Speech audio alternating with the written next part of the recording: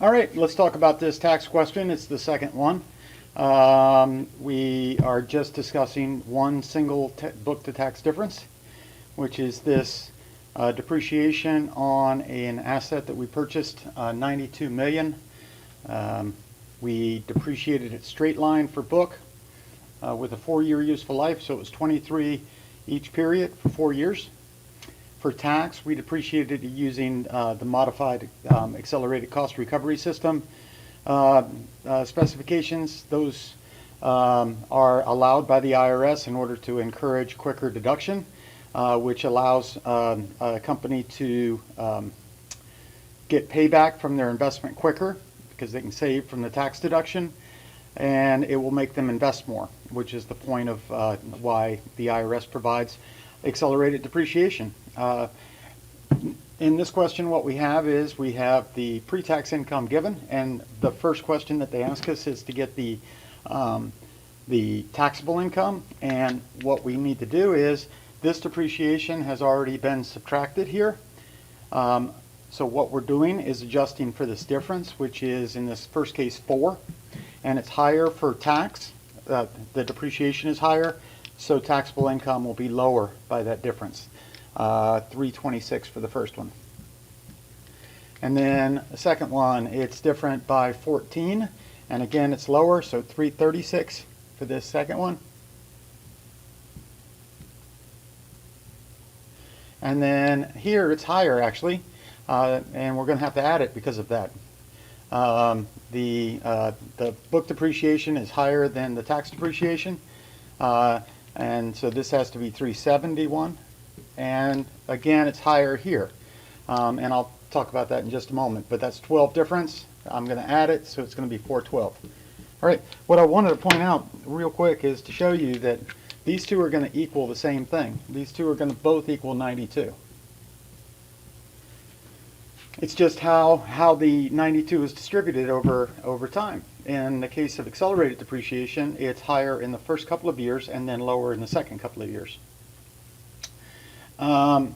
Next question is to say, what is the journal entry every year to recognize both the difference in book-to-tax items and the taxable income and tax expense.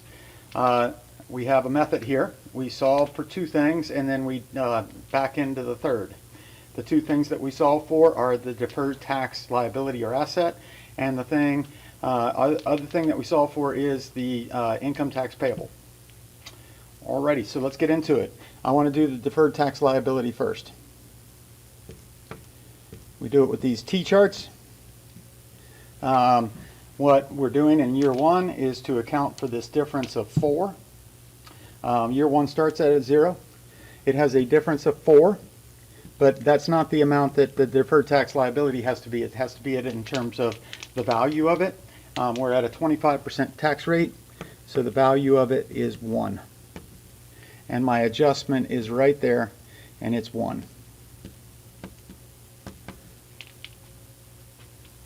The second thing I do is to determine taxes payable. Taxes payable is going to equal the tax income times the rate. Let's go ahead and write out the journal entry, and then I'll do this for each one. Interest expense is what we're going to plug. Deferred tax liability is 1. And then my taxes payable. And that's simply going to be the 326 times 0.25. 81.5.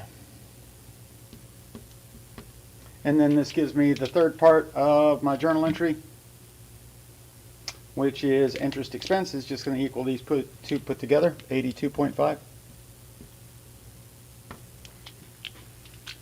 All right, I'm going to leave this because I actually think it's helpful to keep an eye on it.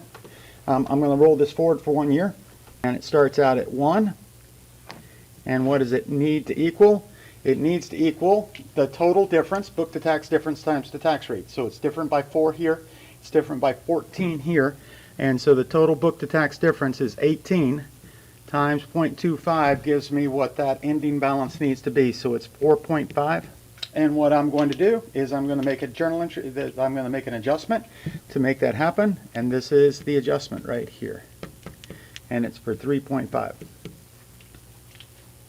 And come on, let's do this real quick. Interest expense, not yet.